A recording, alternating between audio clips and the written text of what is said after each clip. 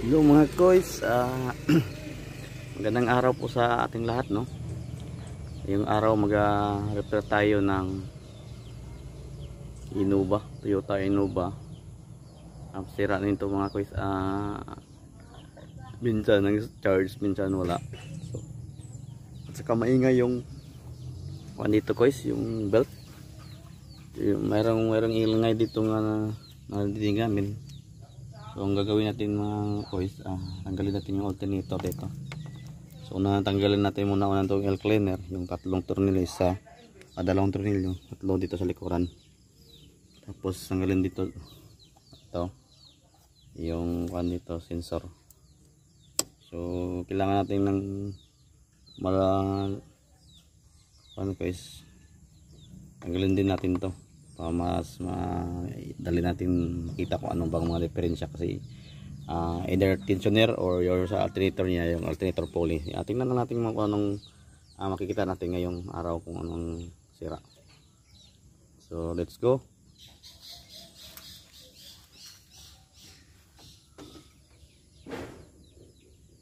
Okay mga quest, no?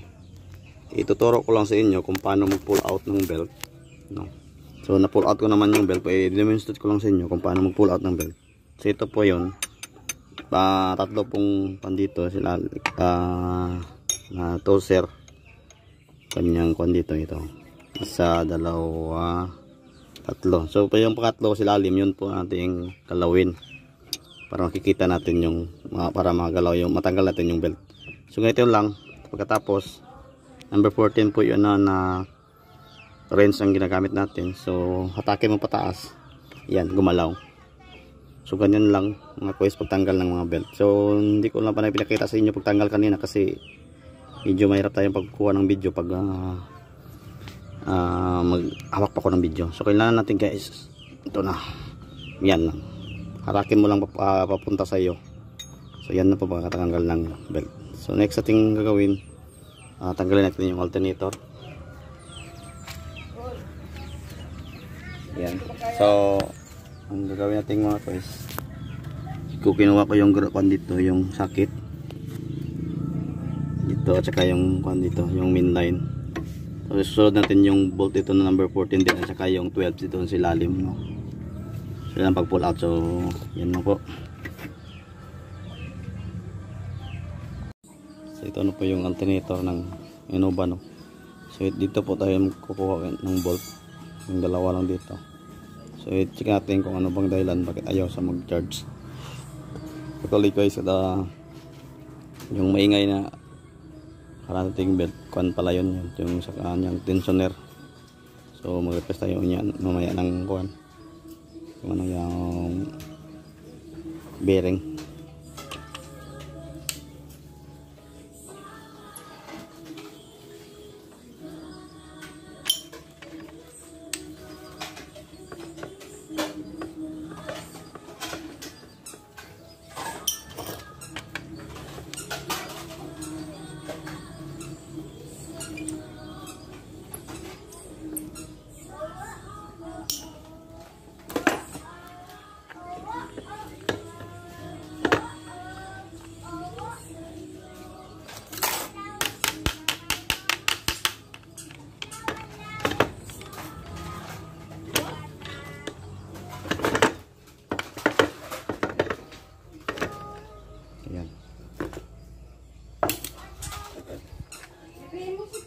Dito tanggalin natin yung sa IC na portion, or ito po yung sa tanggalin natin yung sa carbon. So, tanggalin mo natin yung carbon brush. So ito mga guys, medyo hindi masyado makaabot yung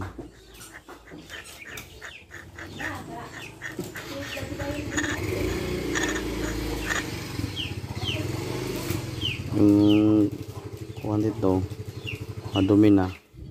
At saka ito po yung guys, sira po yung alternator pulley nya, you know?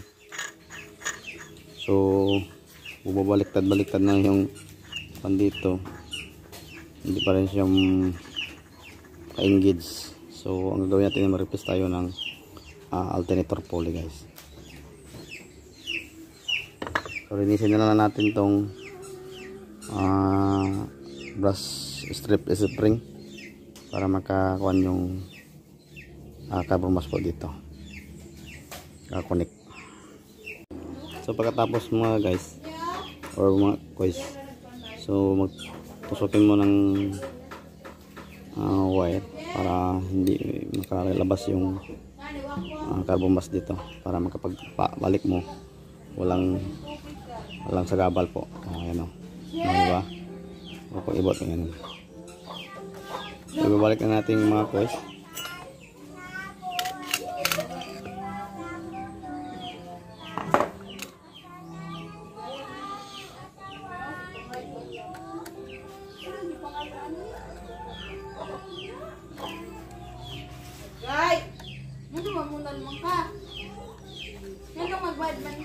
Tingnan nyo. So pagkatapos mong tanggalin mo agad, tanggalin mo din. Ayan.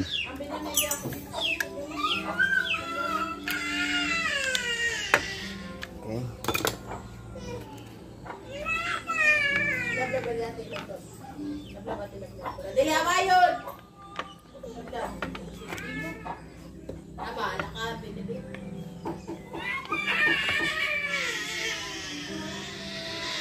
So, guys, tanggalin natin to gamit ito ng impact.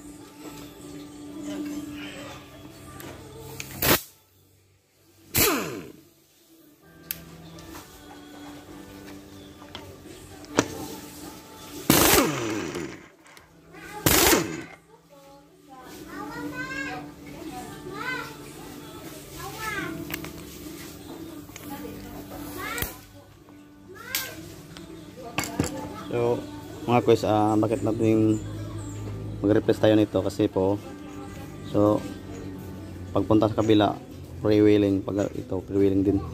So ang dapat gagawin dito mga guys, parang ganito. Ito pre-wheeling pa rin. Itong isa kung sa kabila hindi pre-wheeling, hindi dito pre-wheeling. So itong sira nito kasi sira yung clutch. Baliktad rin. Ito po yung sa halos para makapare-pareho man yung sa Fortuner at saka sa Innova, no. So kasi iba, may minsan po ito iba yung dito yung kanyang parang dowel, no.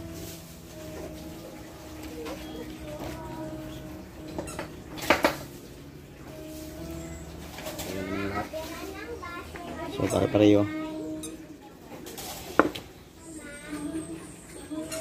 So mag-replace tayo, mabibili natin ng bago.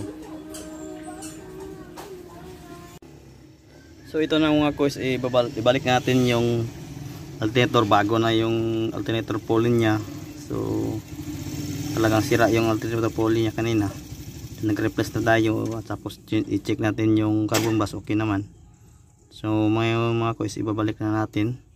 So ito po yung sa main line, ito po yung sasakit dito, tapos balik natin yung belt, no, at saka dito yung kanyang bearing pulley. Ayun ito no, yung pulley dito. So ipitan muna natin yung tornilyo dito na number 14 na magagamit, at saka dito si lalim number 12. So ipitan na natin mga guys.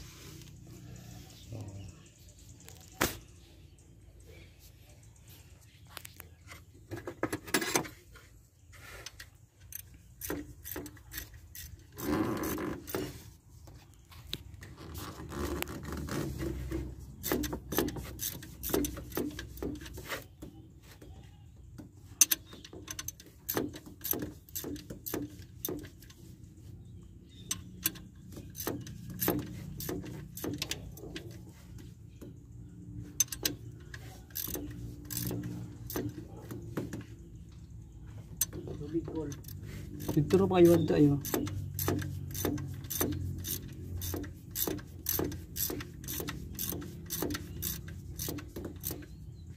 Yan na. So next yung sa ilalim.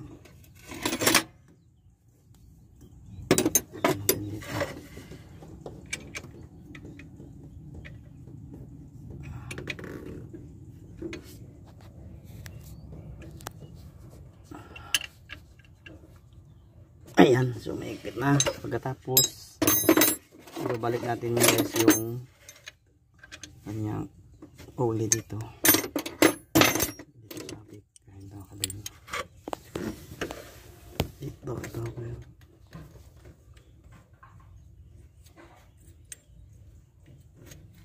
Kailangan tanggalin ginto. Kailangan talagang tanggalin guys kasi pag hindi natin tinanggal yun, hindi lalabas yung bolt dito. Hindi kalabas. So kailangan tanggalin itong spoiler. So number 14 ang gagamitin natin.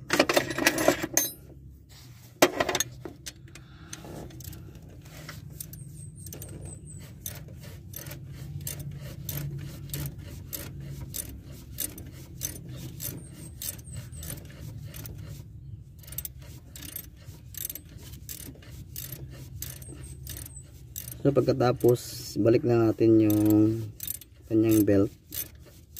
Ituturo ko sa inyo kung paano talaga magbalik ng belt, no?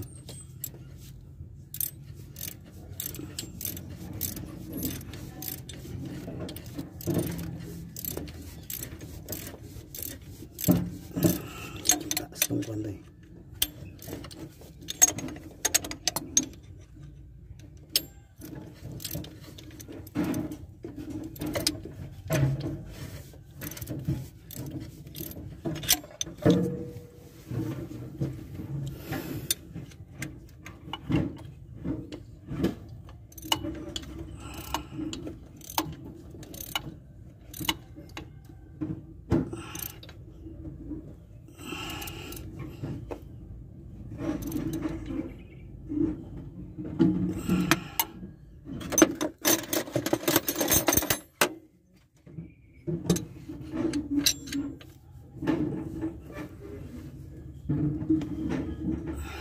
Okay.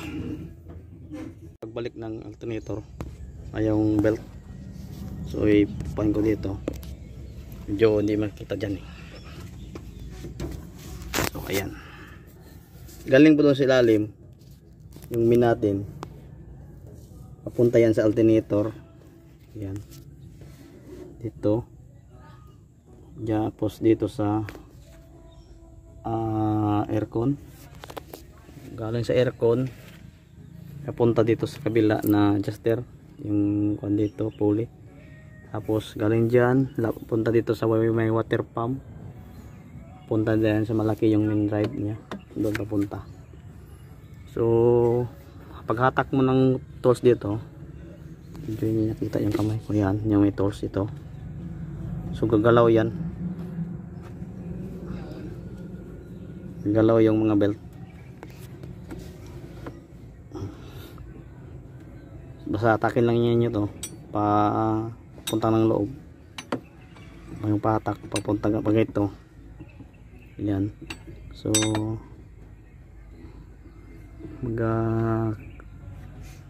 pasok niyo yung belt. So yan lang mga guys ang ating nakikita sa pagkakayon. Tapos na natin binalik yung alternator at saka